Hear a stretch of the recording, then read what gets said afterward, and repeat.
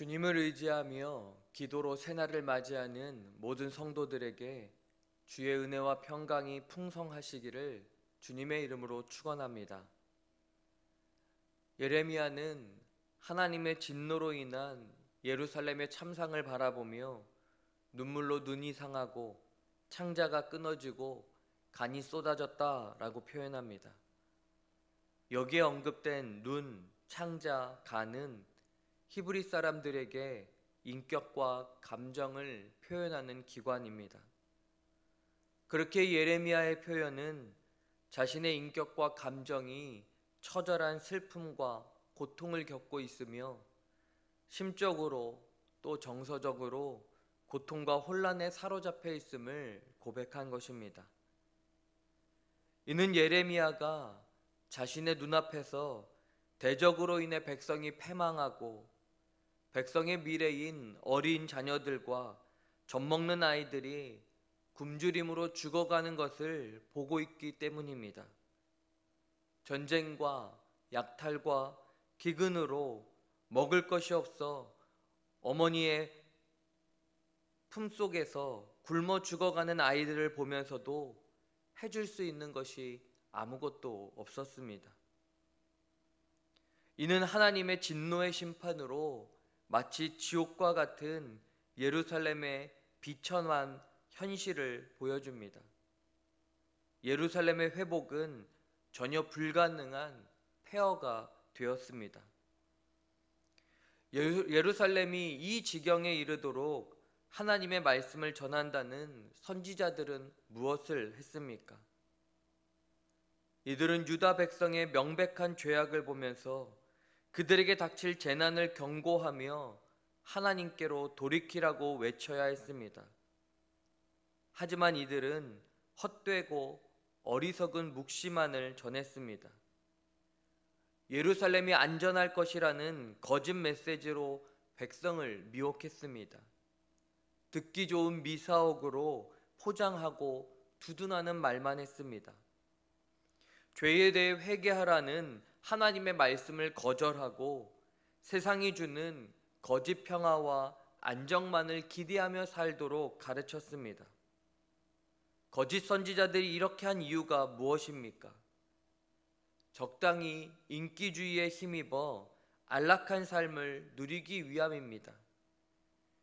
예레미야가 하나님의 바른 소리를 전함으로 백성들의 미움과 박해를 당하는 것을 이들은 눈앞에서 보았습니다. 바른 소리를 전하다 박해를 받는 것보다 적당한 인기주의에 힘입어 자신의 기득권을 놓치고 싶지 않았던 것입니다. 사랑하는 여러분, 이 거짓 선지자들의 모습이 오늘 우리의 교회의 현실은 아닌지 바라봐야 합니다.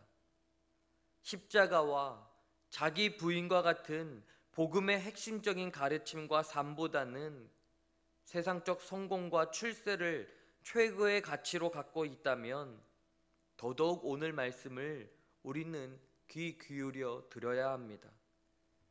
십자가를 위한 고난은 빠진 채 물질적 성공으로 변질된 복음은 하나님의 교회를 천박한 무속 종교로 전락시켜 버릴 것입니다. 그리고 하나님께서는 하나님을 떠나 세상의 즐거움과 안정만을 추구하는 교회를 심판하실 것입니다. 우리는 반드시 기억해야 합니다. 죄를 회개하지 않고 하나님의 뜻에 순종하기를 거절하는 자를 하나님께서는 절대로 용서하시지 않으신다는 사실을 말입니다.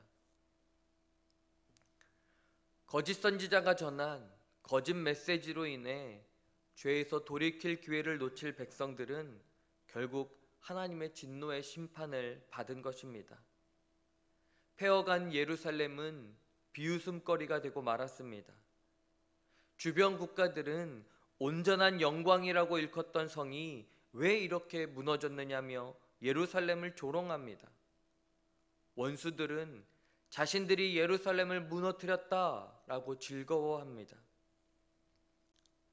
하나님께서는 죄를 회개하지 않고 거짓 안정과 평안을 추구하며 살던 이 예루살렘을 더 이상 위로와 회복을 기대할 수 없도록 만드신 것입니다. 즉 예루살렘 멸망은 하나님께서 선지자를 통해 그분을 대적하는 자에게 심판이 있을 것을 예언하셨던 일을 성취하신 것입니다. 17절 말씀입니다. 여호와께서 이미 정하신 일을 행하시고 옛날에 명령하신 말씀을 다 이루셨음이요. 하나님의 진노의 심판은 하나님의 주권대로 다 이루어졌습니다. 여러분, 예레미야는 애가서 곳곳에서 유다 백성을 심판하신 분이 하나님이시다라는 사실을 거듭거듭 강조하고 있습니다. 이를 강조하는 이유가 무엇 때문입니까? 이는 어떤 문제나 사건이 있을 때 그 원인을 정확히 알아야 올바른 해결책을 찾을 수 있기 때문입니다. 예레미야는 하나님을 강조하며 이와 같은 패망의 원인은 하나님께 범죄한 결과로 지금의 고통과 시련이 왔음을 다시 상기시켜 줍니다. 그러니 그 해결책으로 현재 이들이 당하는 재난을 인간적인 시각으로만 보지 말고 영적인 눈으로 볼 것을 촉구하고 있습니다. 죄를 회개하는 것만이 현 상황을 타개할 수 있는 유일한 처방임을 눈물의 고통으로 호소하고 있습니다. 사랑하는 성도 여러분, 그러므로 우리는 유다 백성의 파멸뿐 아니라 역사 전체에 걸쳐 일어났던 모든 인간적 사상의 실패가 가르쳐주는 교훈을 보아야 합니다. 온 세상을 주권적으로 다스리시는 분은 오직 하나님 한 분뿐이심을 우리는 기억해야 합니다. 그리하여 우리 개인의 삶은 물론 교회와 회사와 사업체와 학교와 이 나라와 민족의 문제에 이르기까지 세상의 통치자이신 하나님의 주권과 섭리를 인정하고 그에 순종하는 자세로 우리는 살아가야 합니다. 간절히 소망하기는 오늘 주어진 회개의 기회에 참 진리이신 복음 위에 우리의 삶을 세워나가는, 우리가 걸어가는 모든 삶의 자리에서 하나님의 섭리를 세워나가는 저와 여러분의 삶이 되시기를 주님의 이름으로 축원합니다. 기도하시겠습니다. 하나님 아버지, 계속해서 말씀하시는 하나님의 경고를 무시하거나 외면하고 있지는 않은지 우리 마음과 생각을 점검하는 하루가 되게 하여 주옵소서. 평안과 위로만을 전하는 거짓 가르침 대신 진리의 말씀으로 죄를 뉘우치며 하나님께로 돌이킬 수 있는 기회를 선용하게 하여 주시옵소서. 나의 자리만이 아닌 내가 살아가는 모든 공동체 안에서도 하나님의 뜻을 전하고 세워나가는 삶이 될 수 있도록 성령님, 오늘도 우리를 도와 주시옵소서. 사랑하는 믿음에 벗들인 환우들을 위해 기도합니다.